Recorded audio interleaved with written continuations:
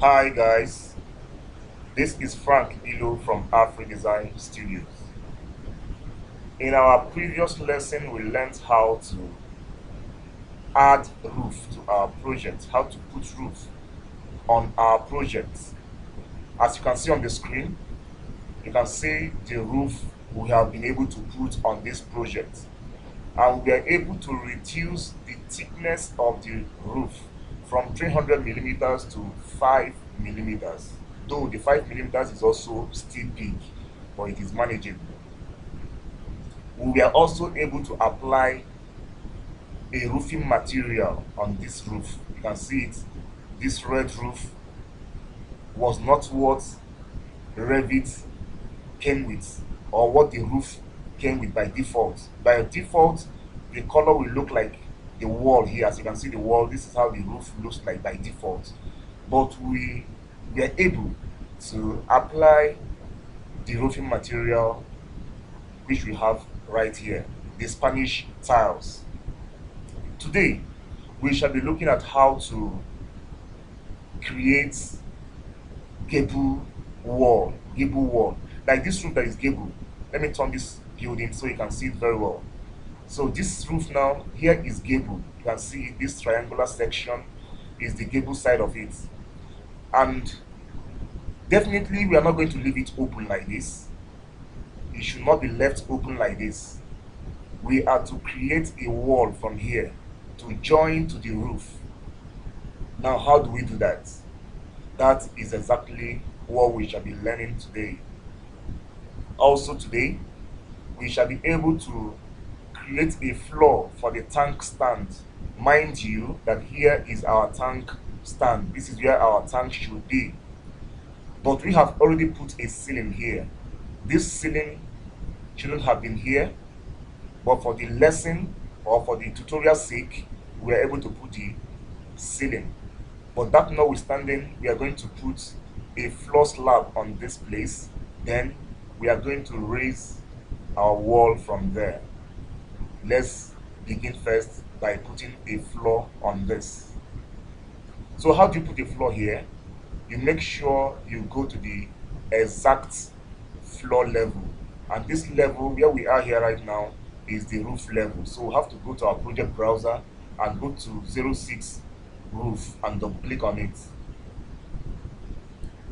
After doing that, the next thing we have to do is to go to our architecture tab and activate our floor. Select your floor icon. Then you can either use line, you can select line, or you select pick line. I think selecting line will make it slower, but pick line makes it faster. So I select pick line, then I come to this line, I click on it, I pick this other line, I pick this other line, and I pick this other line. Now, if you observe one thing, one disadvantage with pick line is that most times the lines are projected or are extended beyond where they are supposed to stop. But if you are using line, if you are using normal line, just ordinary line, you would be able to draw exactly the areas you want. So, but that notwithstanding, we are going to trim off these extensions. You can see the pink lines, they are extending beyond where you intend them to stop. So how do you trim it? You go here, select trim to corner, and I click on it. I click on this one, and I click on this one.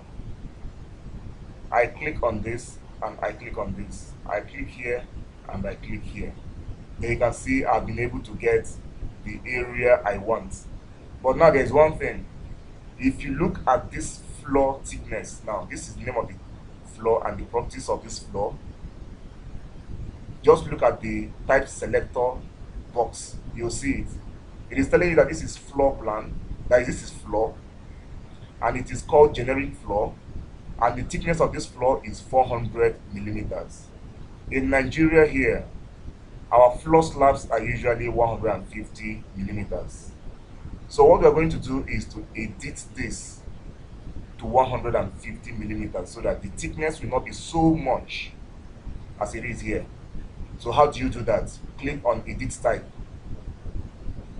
then go to duplicate, click on duplicate, come here at the main dialog box and change the name to what you intend it to be, which is 150 millimeters. Then click OK. It's telling me that 150 millimeters is already existing in this project. That's why I said the name generic floor 150 millimeters is already in use. So you can close it. You can close it. So let's cancel it. Now what we're going to do now is this. We are going to click on this arrow. You can see this arrow here. Click on this arrow or just click on this area. The names of all the floors you have here will appear. This is generic floor 150 millimeters. Then if you go to most recently used types, you can see it also generic floor 150 millimeters. Okay, it is already here. But since I've already started to change a new floor, let me also just go through it all the same so that you at least would know how to create a new floor thickness on your own, because the 150 had already been created. So what I'm going to do now is this. I click on edit type, click on duplicate, and go here and change it. Let me say this time around, because we already have 150 in our library, so let me call this one 175 millimeters thickness floor. Then I click on edit, then come under thickness, click here 175. I say OK and OK again. So if you go here now, if you go to your, you can see it here now, it is already created 175, 175, and it is even the one that is here actively. But we are not going to use it. I only try to create it so you learn how to do it, but I'm not going to use it. So what I'm going to do now is this. I click on this arrow and select the one I want. I want 150 millimeters, so I click on it and select it. Then I come here, finish edit mode, I click it to finish it. It will ask me, would you like walls that go up to this floor's level to attach to its bottom? I will say no. So that is how it is. So I've created the floor for that. So if you look at it now, you can see the place, the floor has already been created. It has already been created. So we are going to create a wall, the gable wall. But before we create the gable wall, let's create the walls, what is it called? The extra wall that is going to protect the tank here. So I still go to roof level. Now I go to wall. Then I select where I want it to end. I click on this arrow and select, let it stop at extra. Then I click here and go like this, and go like this, and go like this, and go here. Then I press escape twice. So if you go here now, if you go to default 3D view, you will see we have created exactly what we wanted. So now to create a gable here, all you need to do is click on the roof. No, sorry, click on the wall. Go to attach to top or base. Click on it. Click on the roof itself, and it will join. This is how to create the gable. You can see it has already closed up the space that we had there before. The space has been closed. You can see it. It has closed it. And this is how to create gable. In our next class, when we are treating how to edit walls, I will show you how to cover all these openings that are here. Thank you for watching this video.